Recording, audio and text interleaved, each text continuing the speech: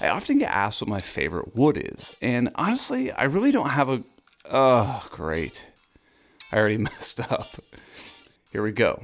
But seriously, exotic wood doesn't really interest me much. I'd rather just pick something up like this cheap red oak and let the design really be the star.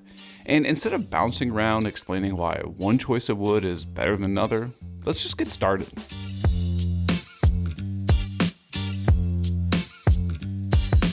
Now, I don't own a joiner, so I started out by cutting my pieces to rough length and then sent them through the planer on this sled that I made to help flatten all the pieces.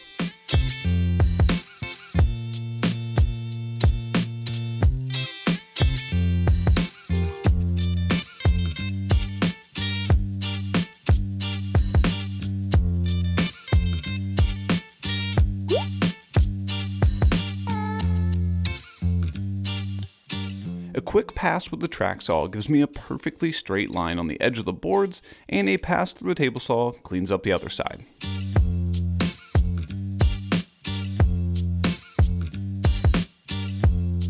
So now that these boards are totally milled up, I can go ahead and push these together and glue them up to make some panels that are going to make the top and the bottom of this project.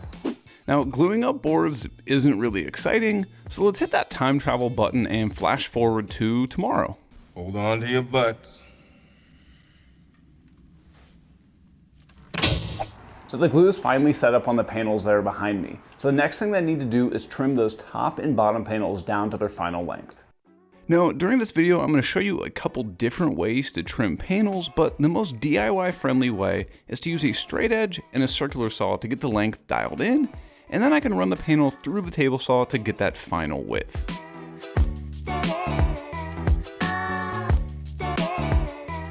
I'm going to join the panels on the outside of this case using some rabbets. And if you don't know what that means, I'm basically just going to remove this section off the top and bottom panels. This can definitely be done with a router, but I'm going to use a stack of dado blades today.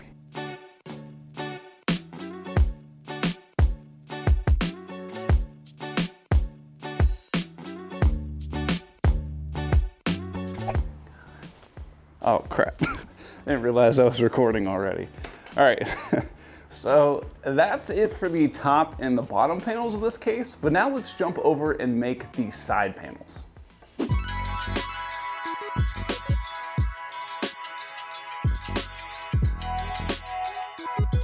Now when gluing up panels like this, sometimes it is difficult to get the boards perfectly flat with one another.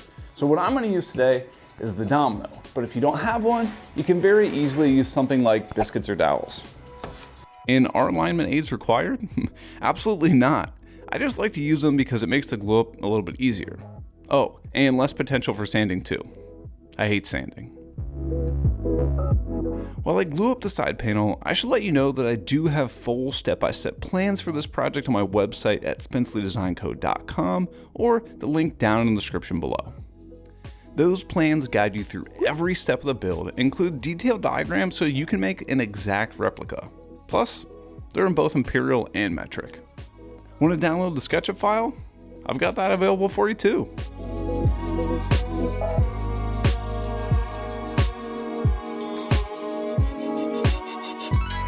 With that panel glued up, I can bring it down to its final size, and this time I'm going to change things up a little bit and show another option by using my DIY crosscut sled to trim it to its final length.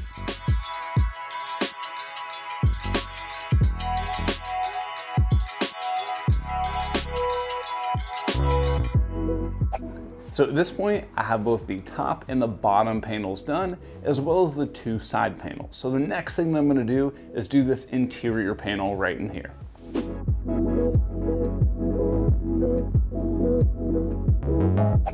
All right, so this panel that's gonna go in the center of the project is a lot different. So what we're gonna, I'm kidding.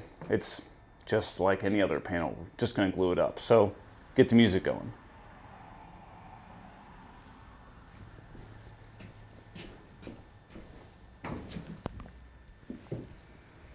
Where's the play music button? Is it right?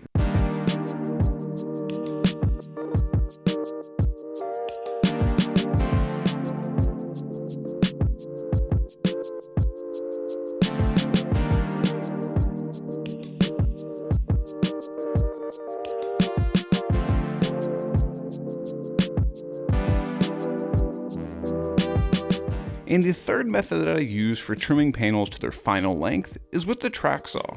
Now it's probably the most expensive way, but it's also the most accurate method with my current tool set. And it's just quick.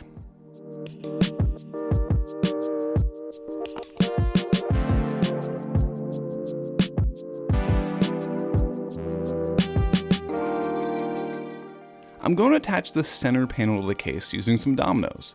This is one trick that I like to use a lot. I basically clamp down these pieces where I want them to go and cut a mortise in both the horizontal and vertical planes so they match up perfectly every single time.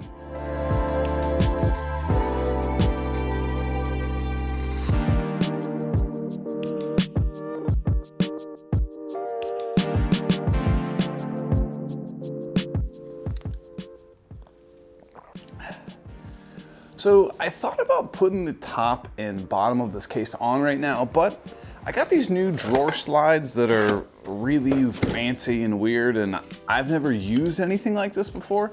So what I think I'm gonna do is actually put the drawer slides on now and build a box just so I have some more open space and it's just easier to kind of get into everything.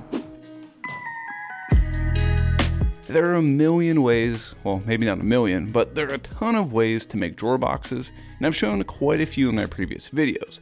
So I'm not going to go into too much detail on this time, just know that I prefer to use 1/2-inch plywood when I'm making drawers. I'm serious about this stuff.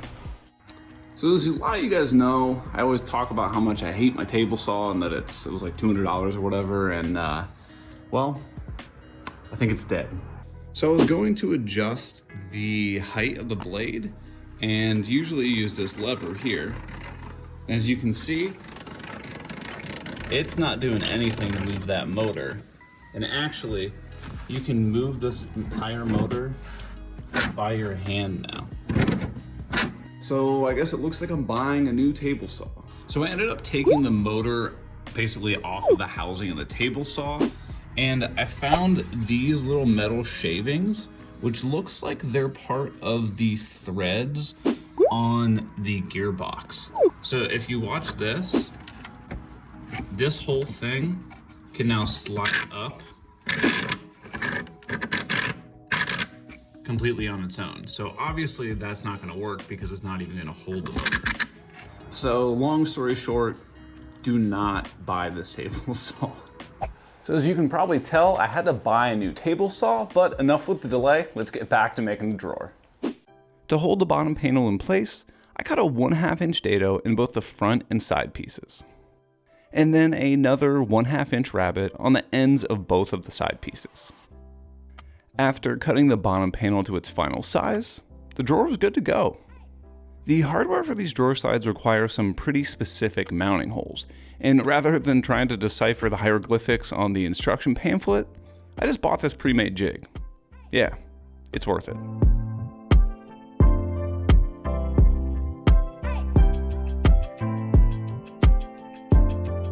I pushed the drawer slides back into place, screwed them into the side of the case, and now I can witness that smooth, soft close. And the test for the drawer was spot on, so now I can move to gluing up the case.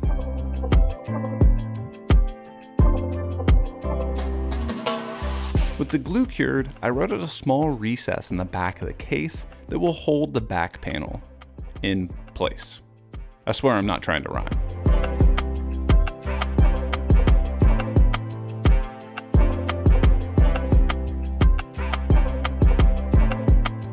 A quick sandy sand on the corners, and this thing fits like a charm.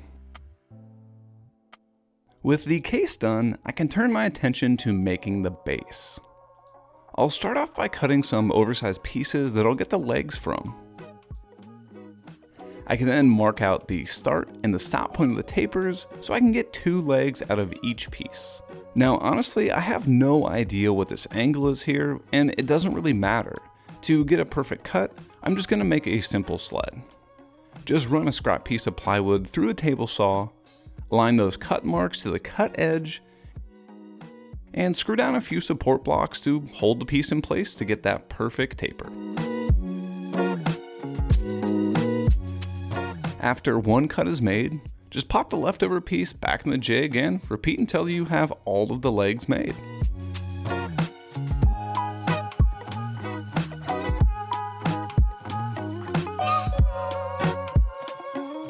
The top of each leg gets about a 30-degree cut on it, and while you could definitely use the same slot idea, I'm just going to use my miter gauge to show another option.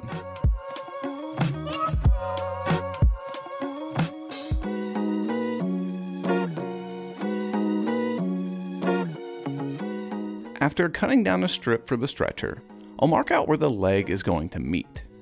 Again, I'm not sure exactly what this angle is, but I set my miter gauge to around 40 degrees or so, and it was spot on.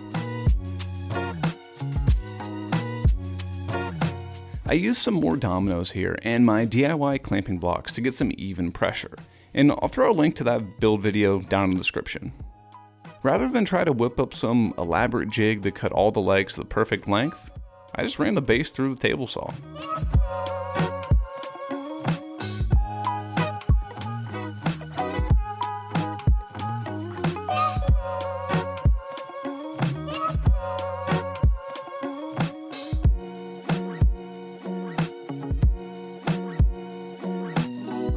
I cut down a few more pieces to act as shorter stretchers to connect the two base pieces together, and use that domino trick again to get them to line up perfectly.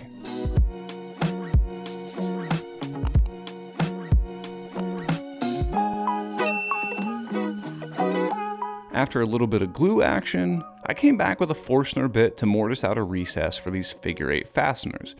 Now these will attach the base to the upper case, and they allow for a little bit of wood movement. I want to take a quick second to thank all of my Patreon supporters who are helping me get one step closer to quitting my full-time job and doing this for a living. And while there's absolutely no pressure, if you would like to help me in that pursuit, consider checking out my Patreon page and look at all the rewards I have available for you. All right, let's get back to the build.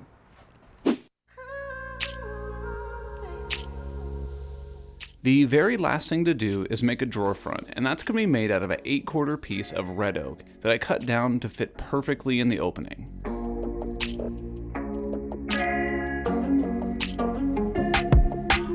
So I know the only reason you actually clicked on this video was to see how this drawer front was made. And for that, I brought someone into the shop who longtime viewers might recognize, my girlfriend Miranda. Hi guys. Anytime power carving's involved, you can count me in. This is by far my favorite tool in the shop, and I'm really excited to try out the new power carving unit that Arbortech has sent us. So let's get started. To make sure I didn't kill myself while I was carving, we stuck the drawer front down to the workbench with some double-sided tape.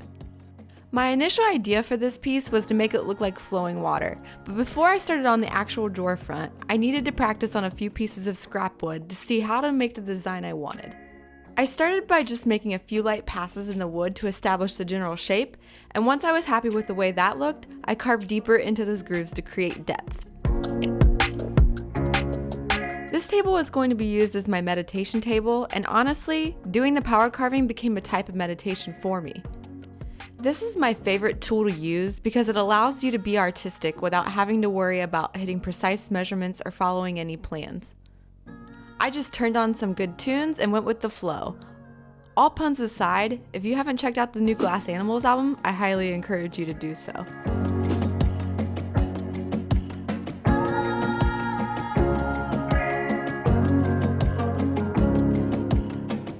As I started establishing these grooves, I noticed the dust collection guard started to get in my way, so I switched to the stock angle grinder guard. This made a much bigger mess, but it was so much easier to carve deeper into the wood. Oak is a wood that tends to tear and chip out a lot, and we weren't sure how well the power carving was going to work with this type of wood, but it turned out pretty smooth.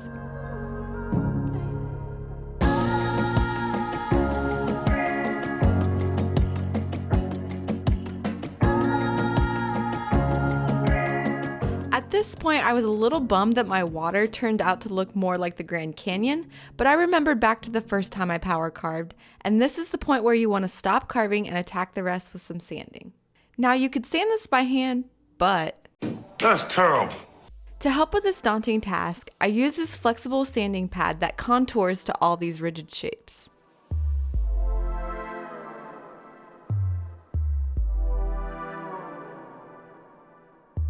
Eric, on the other hand, was not so lucky. He had to do everything by hand.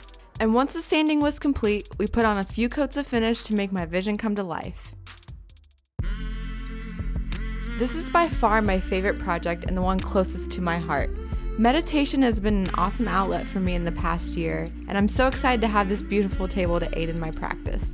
The grain in the wood reminds me of ripples in a pond and creates movement within the piece.